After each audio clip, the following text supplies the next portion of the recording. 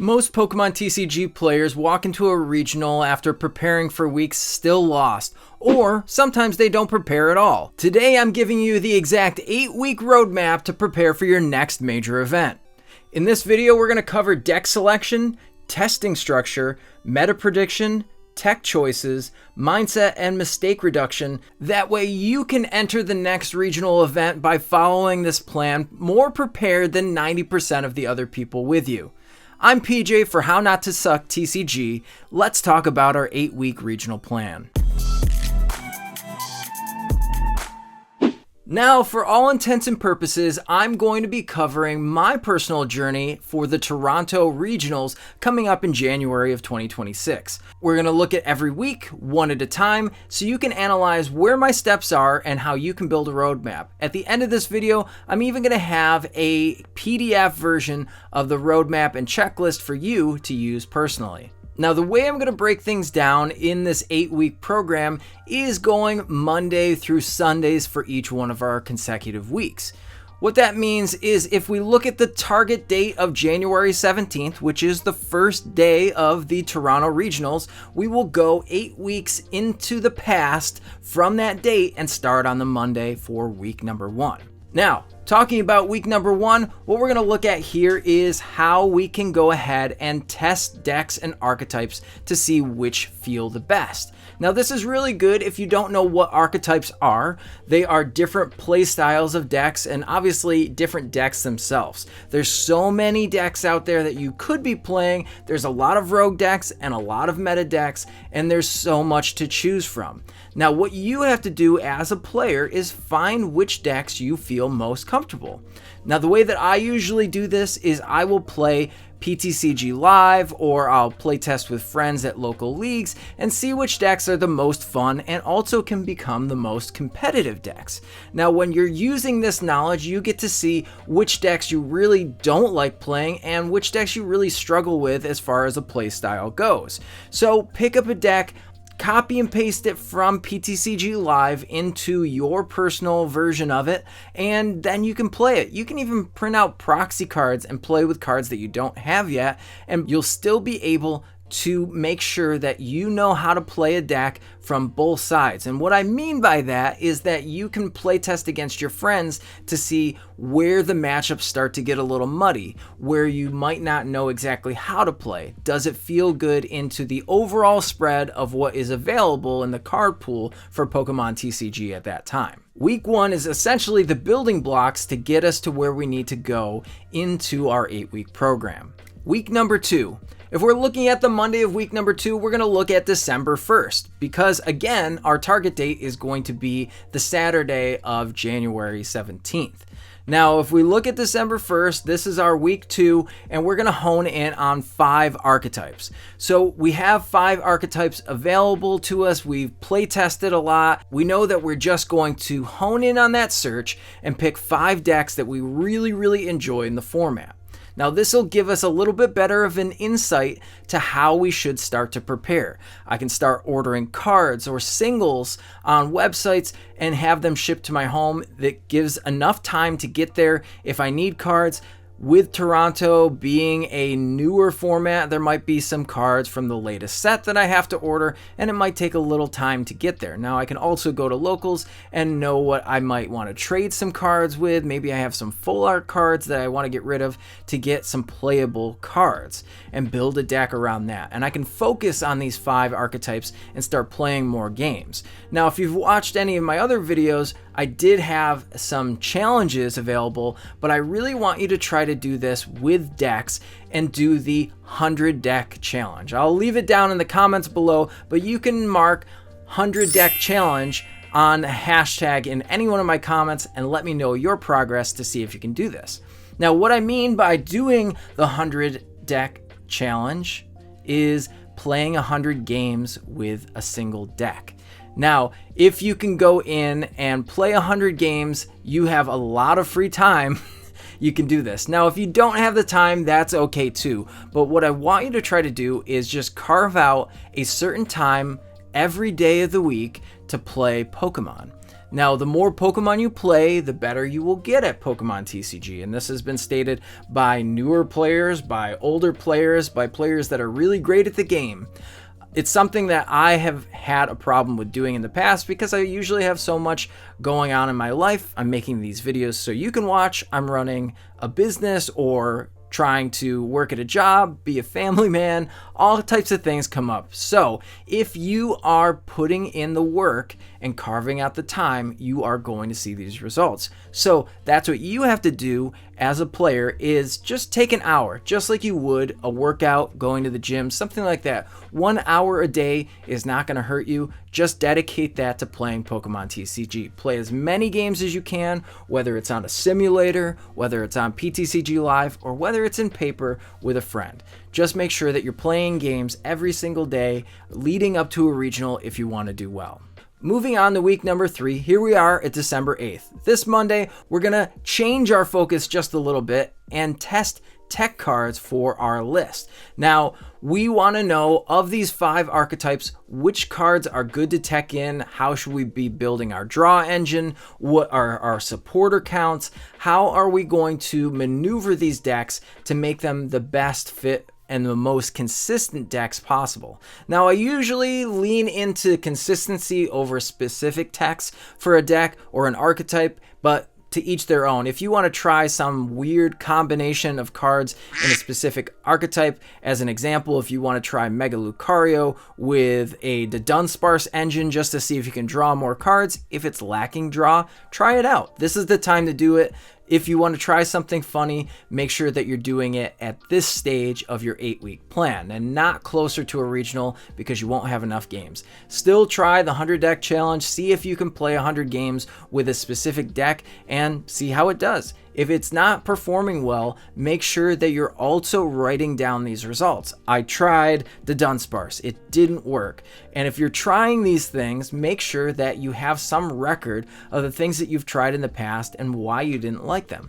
What are you losing to at this stage? If you're testing this deck out or these decks out, and then you're testing how the engines are working, this isn't working, I'm not drawing cards, I'm mulliganing too many times, which means that you didn't find a basic for those new watching this video. And if you have that data in front of you, you're going to have more knowledge going into the next weeks leading up on what did work and what didn't work. This is just trying to flush out your choices to find out what deck is going to be best for not only the event, but also for you. Now, we're moving into week 4. Here we are at December 15th. Now, at this point, we should know a little bit more about these decks, and what we're going to do is analyze some data.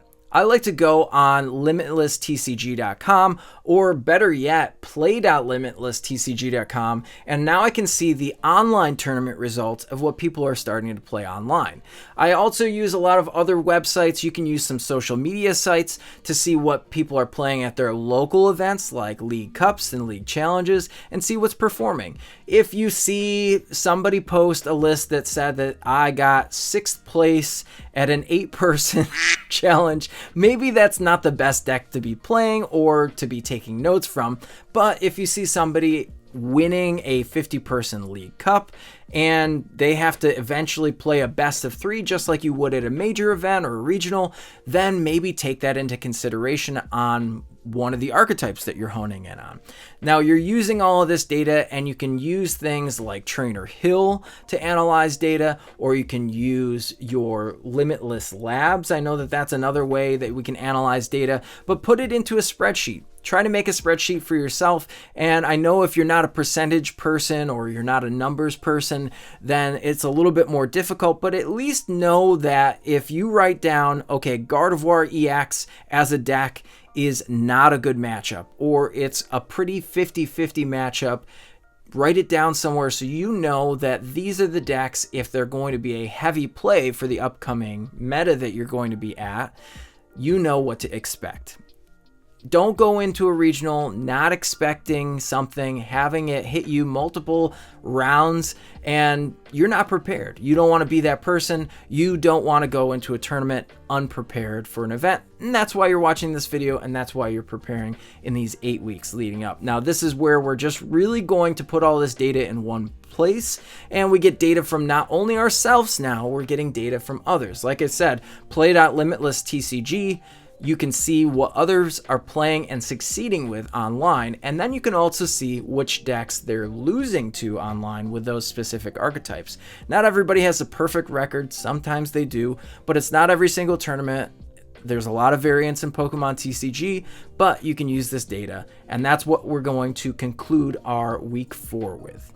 Now we're halfway through here, and if you are liking this video, make sure you help me know that you're enjoying these types of videos by hitting the like button, subscribing to the channel, and commenting down below. That's going to help out the algorithm. That's going to push these videos to you more frequently, and you'll get updated on when my latest videos are dropping. And obviously, subscribing to the channel definitely helps me out. It lets me know that you're watching, and it can get me to a point where I can do more things for the community here and the channel. I love putting out these videos and giving you updated insights for free, but it also is helpful for me trying to balance everything to know that you're subscribing to the channel, so I definitely would appreciate that as well. Now, let's hop into week number 5. Here we are at December 22nd. Now, this is the point where we're going to take the data that we've collected and take the archetypes that we've used and hone in on just 3 decks. I know it seems wild to go from 5 to 3, but we're going to cut 2 decks out that really might not be working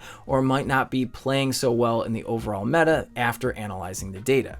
Now, the reason I say 3 decks is because you want to have a deck that you really want to play.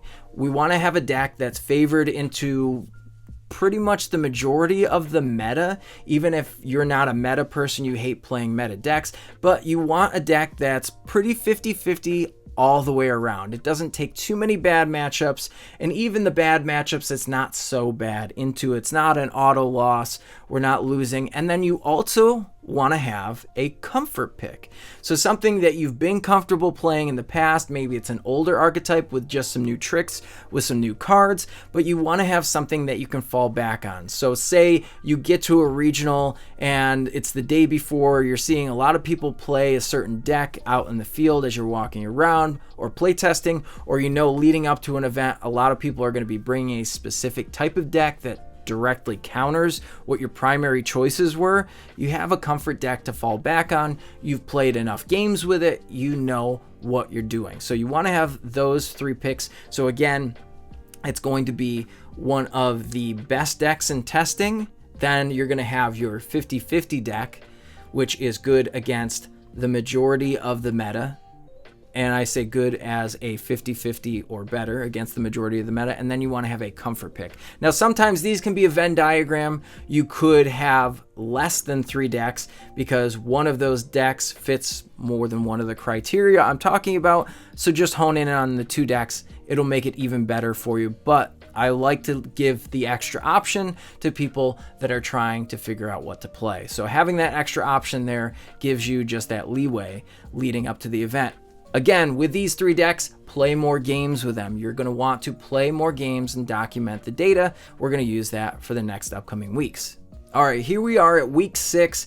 We're at December 29th. We're going to finalize our deck choice. I know we're 2 weeks out from the event, basically, and we're trying to hone in on what deck that we want to play. So let's lock in and try to do more of the 100 deck challenge. We're going to go in here and we are trying to pick a single deck to just hone in on. And this is where we're going to not look at text. We're just going to try to play a consistent list that's been doing well, that we've had testing experience with. We're going to play our matchups. And here's where you're going to learn how to test. And this part is going to stop you from making mistakes while you're out at a regional. So you're going to play test with a clock. You're going to play test against people online. You're going to play test at your locals this week. You're going to find a testing partner, whether it's via webcam or whether it's in person, and just test games. Test until your eyes bleed and your hands fall off. Just keep testing the deck, and you're going to learn different matchups. Don't test against the same deck over and over again. Try to get a variance of different decks. Now, when it comes to the misplays, knowing your lines and being able to backtrack is really important. So if you're play testing with somebody, let them know that this is a for fun match because you're learning, and it's not a competitive match all the time. But say you draw too many cards off a draw support, or say you accidentally flip something over, get your play ability in check. And what I mean by that is just make sure that you're playing clean. Make sure you shuffle clean. Make sure that you're performing proper etiquette for Pokemon TCG in a clean and distinctive way, because all of those nerves come into play while you're at a tournament.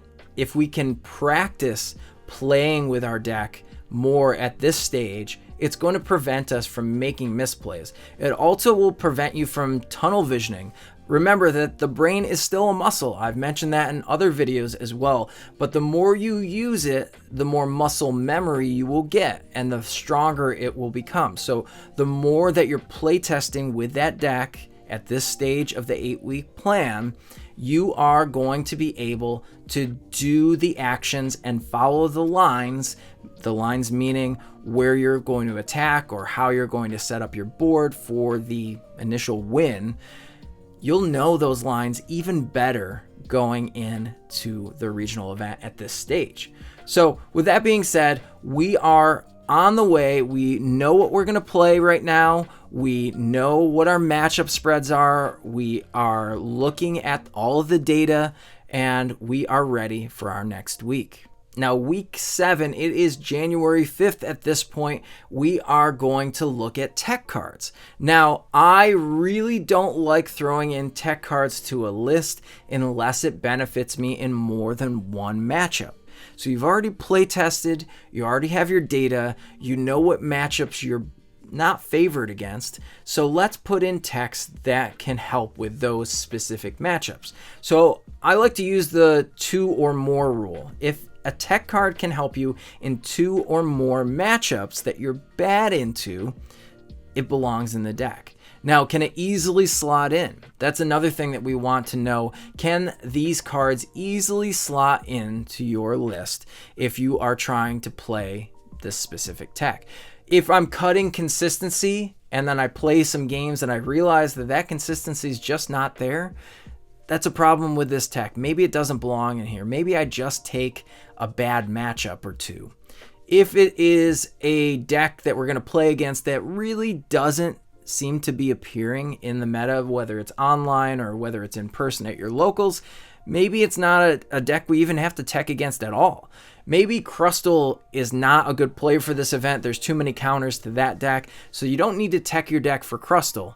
If it's Crustle and then there's Walls and then there's Iron Thorns or whatever, Cornerstone can come up and jump scare you. But if we know that there's multiple decks that our deck is bad against, well, 1, we shouldn't be here, but 2, we know what techs to put in to fix those matchups, right? We know that we can put this in and be okay. If we've chosen a rogue deck, we know that it has an odd matchup spread. But if we're noticing that there are meta decks that we're losing to, and we can fit in an easy tech or two to make that matchup better. Even look at Goldango right now has a vitality band to fix some math and do the extra 10 damage, which matters in some matches. That's a great tech, and we can use that in specific matchups. We can use it against cards that are being used heavily, and now we have a great tech slotted into our list. All of these things being considered, now we're ready to prepare for our last week leading up. Now at week 8, I hate to beat a dead horse, but here we go. We are going to play more games with this deck. Again, we're talking about muscle memory. So we're sitting here and we're also playing against the decks that we know are going to be in the meta. We have the data, we've analyzed the data. Now we're going to play against all the big decks that we know are going to be at this tournament. And the reason is we're going to know how to play against those specific decks. And then I want you to pick up those cards and play against the deck that you're going to bring to this event.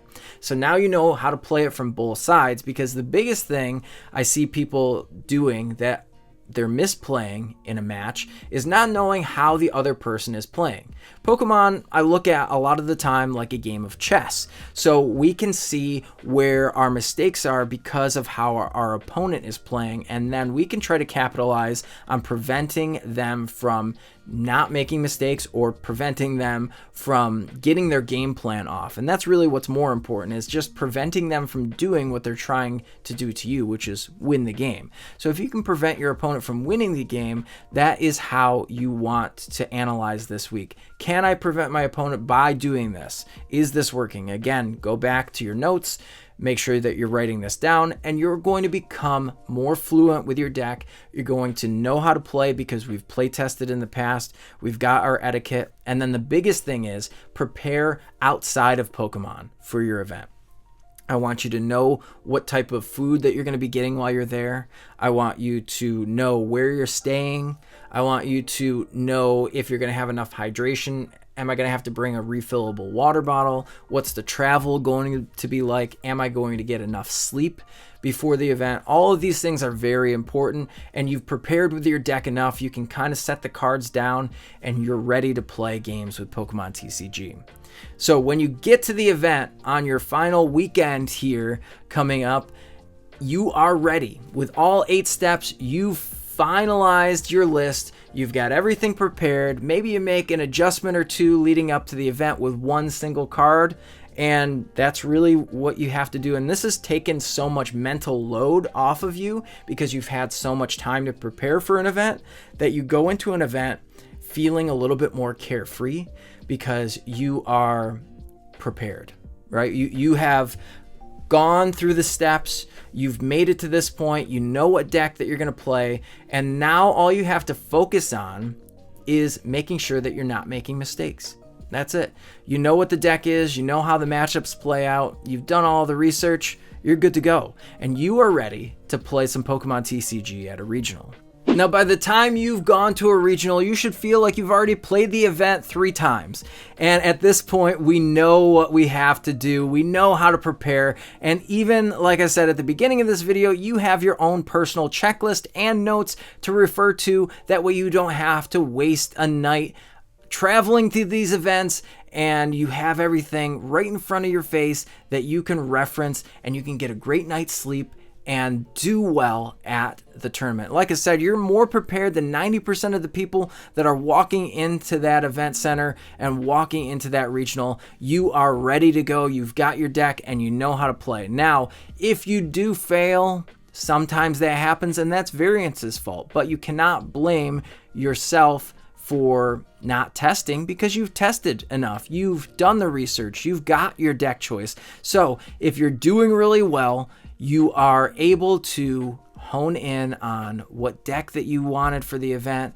You know how to play the deck, and you can look at all of that success time after time, and now you can translate that into another major event because you know how to prep. You've got your steps to do it. You've got your plan, and you are ready to go.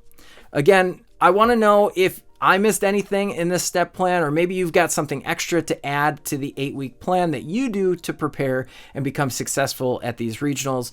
Let me know down in the comments below. And like I said, like this video if you enjoyed it. Let me know by subscribing to the channel if you enjoy these videos that I'm putting out here for free, so you can learn a little bit more about competitive TCG. One last time, I'm PJ with How Not to Suck TCG, and we will catch you next time.